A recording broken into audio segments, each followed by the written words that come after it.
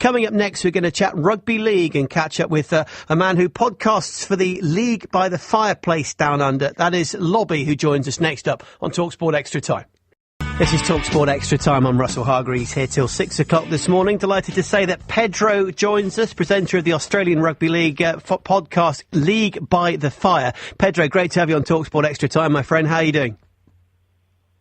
Yeah, not too bad. How about yourself? Yeah, we're very good, thank you, mate. And listen, congratulations to your Kangaroos, Rugby League World Champions again after an extremely emphatic 34-2 victory against New Zealand in the final at Old Trafford up in Manchester. A cracking performance, and Australia really standing up. And those that had thrown the accusation about them not being tested since match week 1 and so on, they really did put in a great display, didn't they?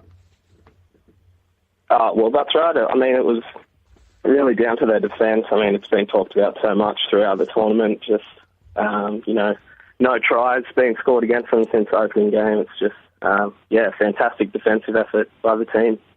When you look at the dynasty now, we've been talking great sporting dynasties over the course of the show as a result of what the Kangaroos have achieved over the years. That's 10 World Cups in total, isn't it? 8 of the last 10 as well. It's a fearsome record, and great for you boys to have won it back after New Zealand's couple of more recent victories in finals.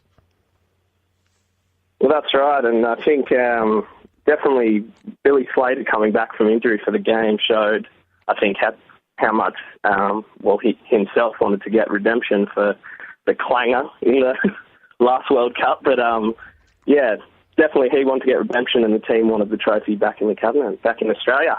Yeah, and there it is, safely ensconced indeed. So this obviously would mean a good amount to the Australian public, wouldn't it? As we know, there are heartlands historically in various regions of Australia where rugby league used to dominate and still does. But I suppose over time the attempt has been to make it into a more sort of wider sport in perhaps the areas where it wasn't quite so popular and well-versed.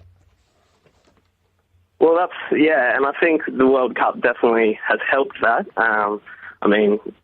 We saw sort of the teams like the USA getting a lot of media coverage. I'm not sure if you heard the Wiggle song that was put out, giving raps to the USA's run. So, definitely good coverage, and to get the Wiggles on board, that's always a bonus. So, yeah, no, it's good, isn't it? And obviously we saw Scotland have a very decent tournament, and one or two others. Italy, of course, did quite well as well, didn't they? And I know a lot of the players perhaps are those that have got ancestry and perhaps still play in the NRL with you boys and so on. But ultimately, to see these other nations being represented and hopefully maybe inspiring kids back in those countries to think about at least getting involved in the game can only be a good thing moving forward. Well, that's right. I don't know how deep the ancestry has to go, really, sometimes to play for some of these minnow nations. But, yeah, it's definitely good to see, the quality NRL players that maybe, are on the fringe for Australia or other like New Zealand, or bigger representative sides getting a run. So, yeah, players obviously like Minicello, seeing him run around in representative football, takes you back a few years when he was putting on the Australian jumper, but he's still got the old legs, they still keep going, so yeah. No, it's good to see, because it's a tough old sport, rugby league, isn't it? The hits are so strong, and a lot of players, by the time they're 30, they're pretty much beaten up and crooked, aren't they? So the odd player that shows incredible longevity, like maybe Adrian Morley for one of ours, it's great when they can keep going into their mid-30s and dragging their bodies through for another season or two.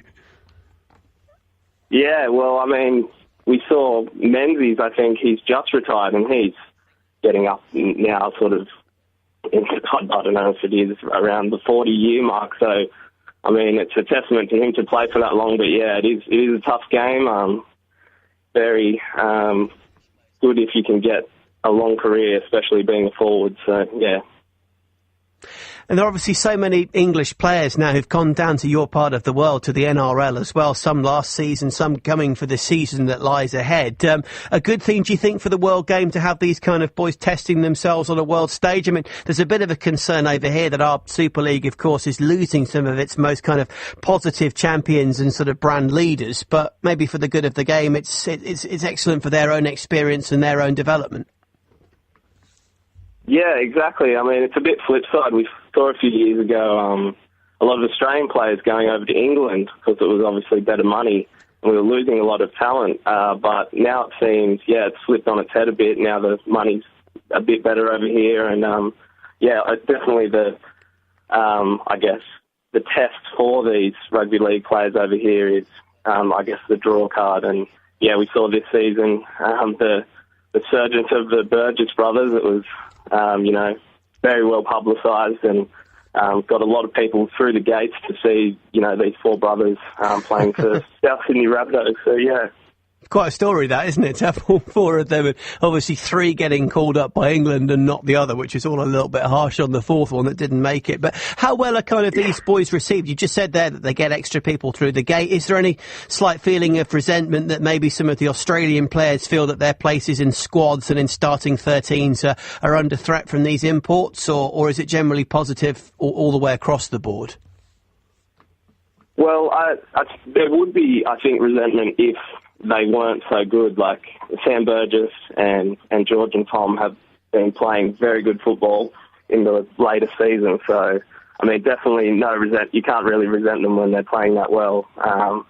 But, yeah, so, yeah, definitely no resentment. Maybe just a bit of a building of the grubbery of Sam Burgess with, his axe on the field last season with the squirrel grips and such. I don't know if it was publicised over there, but yeah, that's coming a bit into his, name. So we'll see what happens next season, how he's, publicised in the media. But yeah, definitely great players. Yeah, absolutely. I suppose, over here, perhaps in our Premier League football, when we get kind of average-ish players who aren't particularly great from abroad that are keeping perhaps homegrown players out of teams and out of squads, that's when we start to fear. But as you say, if it is sort of hand-picked world's best that are coming into a league and inspiring those around them to perform better, then it would be a very positive thing. Of course, we've got Sam Tompkins, haven't we, joining the NRL, playing for the New Zealand Warriors for the season to come. That will be really exciting, I'd have thought, to have him coming into the NRL and see what he can do. Yeah, definitely a big boon for the New Zealand Warriors, getting his signature. I haven't seen much of Sam play, but yeah, from what I've heard, he's a bit of an excitement machine, much in the sort of frame of Billy Slater, they're saying. So, I mean, I've watched Billy Slater run around since he's come in. I'm a Melbourne Storm fan, so I'm always watching him. So to see another Billy Slater in the game is going to be very exciting, yeah. Just going back to the World Cup, who would you say have been a couple of your real standout performers of the championship? I know we've seen obviously one or two players really stand up for a couple of teams and be really, really good. You mentioned Billy Slater, of course, who's had a cracking tournament for Australia. A couple of the Scots, a couple of the Kiwis, a couple of the England boys as well have done well, haven't they? Who would you say would be your couple that really impressed you, either heralded or maybe a bit more unheralded as well? Yeah, probably one of the biggest standouts is, for me, Junior Paulo playing for the USA. His last season playing for the Eels, it was a bit of a struggle. Obviously, they came dead last, so that's always hard. But they had big raps on him, great talent, but he really wasn't showing it on the field. And he's gone over to this tournament and, playing 5'8" for USA, just really controlling the game, really putting USA on the front foot in games. So, yeah, definitely he would be one of the standouts, and hopefully he can bring that form back to the NRL, definitely. There's certainly feeling over here that the World Cup on the whole was a big success, decent and very passionate crowds getting involved, as we've talked about, emerging nations putting in some promising performances. Is that how it's been felt, this World Cup 2013 from down under? Well, there has been a bit of death riding of the whole World Cup and its usefulness or how much value it has for rugby league. But, I mean, in my mind, and I think rugby league fans, it's definitely been popular. A few discussions over the water cooler at work, talking about rugby league, talking with Kiwis, a bit of banter there. So I think it's healthy. It can only be good for the game. So, yeah, definitely there's been its critics, but for me, it's been a success. And just finally, as we move forward to the next World Cup, I think I'm right in saying, Pedro, that it's not been determined where it is going to be held yet. I believe there's a joint bid from Australia and New Zealand on the table. And I think South Africa, not exactly heralded as a rugby league nation, are keen as well. Could you see this being a World Cup that goes to a sort of safe pair of very passionate hands, or do you think it's time to kind of throw it all out and maybe be a bit more risky and chuck it somewhere else and see where it leads? Well, yeah, the risk of taking it to South Africa would definitely be huge. If it does go there, I would be very interested to see what the crowds and how well the reception is over there. Yeah, like you said, South Africa aren't really known as a rugby league nation. They weren't represented in this World Cup, so I don't know who's really spruiking that. But the last time when it was in Australia, I felt it was very well received. I think it was broadcast online for like the first time and things like that. So there was definitely they were trying to get it out to as many people as possible. We got some good crowds, and rugby league's very popular in Australia. So yeah, if they bring it down here and have a joint venture with New Zealand, I can see success. But yeah, maybe it is time to roll the dice, send it to South Africa. I don't know where else, South America. Yeah, somewhere I'll watch it. So at least I'll get one viewer.